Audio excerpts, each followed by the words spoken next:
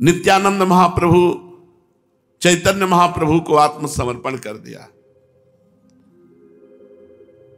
चैतन्य महाप्रभु श्रीवास के सर्वस्व थे और नित्यानंद महाप्रभु अब श्रीवास जी के घर रहने लगे। नित्यानंद जी श्रीवास पंडित के घर में, उनकी पत्नी का नाम मालिनी देवी था। बिल्कुल ऐसे भाव से रहते जैसे छोटा सा बच्चा अपनी मां के पास रहता। ये जो सिद्ध महापुरुष होते हैं इनमें बनावटीपन नहीं होता, निश्चल संशय रहित एकदम आनंद स्वरूप। और वो मालिनी देवी भी स्वयं इन्हें पुत्र से बढ़कर प्यार करती। नित्यानंद जी में बाल भाव अधिक रहता। सिद्ध पुरुषों में बाल भाव आ जाता है, बालकों की तरह खेलना, बालकों की तरह चेष्टाएं, पर पूर्ण बोध संपन्न होते। बालक तो अज्ञानी होता है, पर पूर्ण बोध संपन्न होते हुए भी बालवत चेष्टा सिद्ध पुरुषों में पाई जाती है। वे कभी कभी अपने हाथ से भोजन नहीं करते, तब मालिनी देवी उन्हें अपने हाथ से भोग पवाती। कभी थोड़ा खाया और बीच में भाग पड़े, कभी मुख में ही दाल भात लपेटे हुए चल पड़े। बालकों की भांति घूमना, कभी मुरारी गुप्त के घर जाते, कभी गंगादास जी की पाठशाला में जा बैठते, कभी किसी के हाथ से कोई चीज ही लेकर खा लेते, कभी महाप्रभु के घर आ जाते। बाल्य भाव से सची माता के पैरों को पकड़ लेते। माता इनकी चंचलता से डरकर कभी कभी भीतर घर में भाग जाती। इस प्रकार भक्तों के घरों में नाना भांति की बाल लीलाएं करते। एक दिन महाप्रभु ने श्रीवास पंडित की परीक्षा करने के निमित्त तथा ये जानने के लिए कि श्रीवास का नित्यानंद जी के प्रति कितना हार्दिक स्नेह है, उन्हें एकांत में ले जाकर पूछने लगे कि श्रीवास जी, इन अवधूत नित्यानंद जी के कोई कुल गोत्र और जाति आदि का तो कुछ पता नहीं। इस अज्ञात कुलशील अवधूत को आपने अपने घर में स्थान देकर क्या उचित काम किया है? हमें लगता है उचित काम नहीं किया। आप इन्हें पुत्र की तरह प्यार करते हैं, कौन जाने ये कैसे हैं, इसलिए आपको इन्हें अपने घर में पुत्र की तरह नहीं रखना चाहिए। ये साधुओं की तरह गंगा किनारे या कहीं घाट पर रहें और मांगें और खाएं। साधु को किसी के घर में रहने से क्या काम? इस विषय में आपके क्या विचार हैं? क्या आप मुझसे सहमत हैं? प्रभु की ऐसी बात सुनकर गदगद कंठ से श्रीवास पंडित ने अत्यंत ही दीनता के साथ कहा, प्रभु क्या आप हमारी परीक्षा ले रहे हैं? इस प्रकार से परीक्षा करना ठीक नहीं है। हम संसारी वासनाओं में आबद्ध पामर प्राणी भला प्रभु की परीक्षाओं में उत्तीर्ण ही कैसे हो सकते हैं? जब तक प्रभु स्वयं कृपा न करें तब तक तो हम सदा अनुत्तीर्ण ही होते रहेंगे। मैं ये खूब जानता हूं कि नित्यानंद जी प्रभु आपके बाह्य प्राण हैं, आप अभिन्न विग्रह हैं, पर ये भिन्न जो बात कर रहे हैं मेरी परीक्षा के लिए कर रहे हैं। ये निष्ठा, इसे निष्ठा कर। बोले अगर आप परीक्षा की बात कर रहे हो तो नित्यानंद जी यदि मदिरा पीकर आवे तो आज जैसी मैं पूजा कर रहा हूं ऐसे जीवन भर पूजा करता रहूंगा, मेरे भाव में कोई फर्क नहीं पड़ेगा, मुझे कभी घृणा नहीं होगी। मैंने प्रभु माना है तो प्रभु माना है, मैंने प्रभु का स्वरूप समझकर उन्हें रखा है।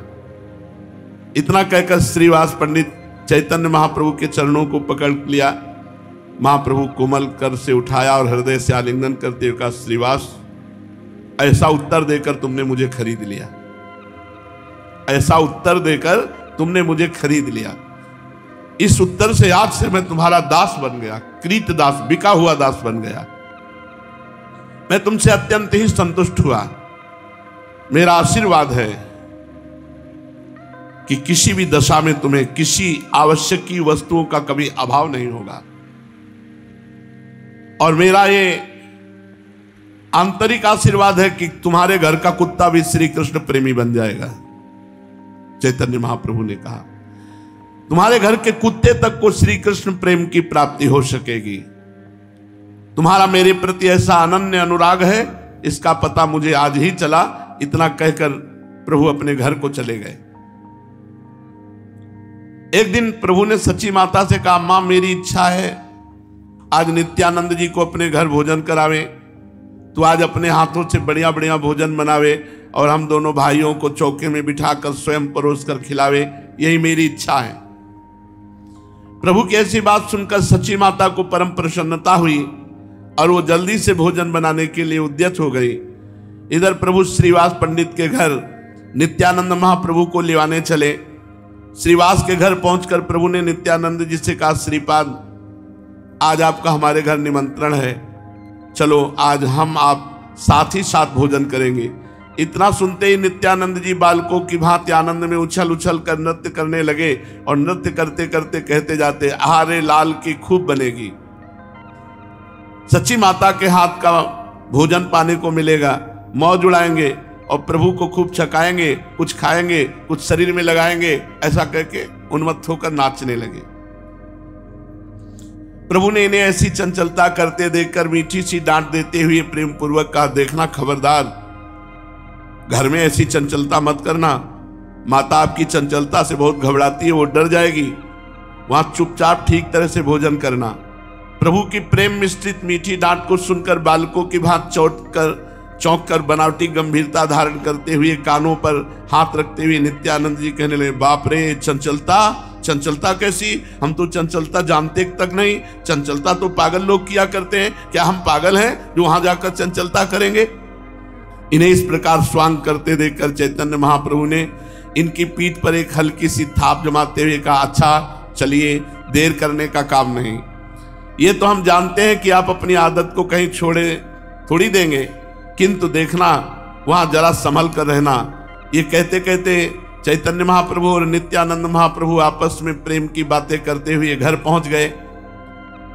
माता भोजन बना रही थी कि ये दोनों पहुंच गए। पहुंचते ही नित्यानंद जी बालकों की बात बड़े जोर से कहा, अम्मा बड़ी भूख लग रही है, पेट में चूहे से कूद रहे हैं, अभी कितनी देर है, मेरे तो भूख के कारण प्राण निकले जा रहे हैं। प्रभु ने संकेत से कहा, ऐसा मत कहो। तब आप फिर उसी तरह जोर से कहने लगे, देखो अम्मा, ये गौरांग मुझे रोक रहे हैं, भला भूख लगने पर भोजन भी न मांग सकूं? माता इनकी ऐसी भोली भाली बातें सुनकर हंसने लगी। उन्होंने जल्दी से 2 थालियों में भोजन परोसा। विष्णु प्रिया जी ने दोनों के हाथ पैर धुलाए, हाथ पैर धोकर दोनों भोजन करने बैठे। माता प्रेम से अपने दोनों पुत्र को परोसने लगी। प्रभु के साथ में और उनके 2-4 अंतरंग भक्त आ गए। भोजन पाने के पहले हाथ पैर धोने की प्रक्रिया, मुख कुल्ला करे, हाथ धोए, पैर धोए, फिर हाथ धोए, आराम से बैठकर। आजकल कैसे पशुवत भोजन करते हैं, जूता पहने और सब ऐसे अपवित्र भोजन।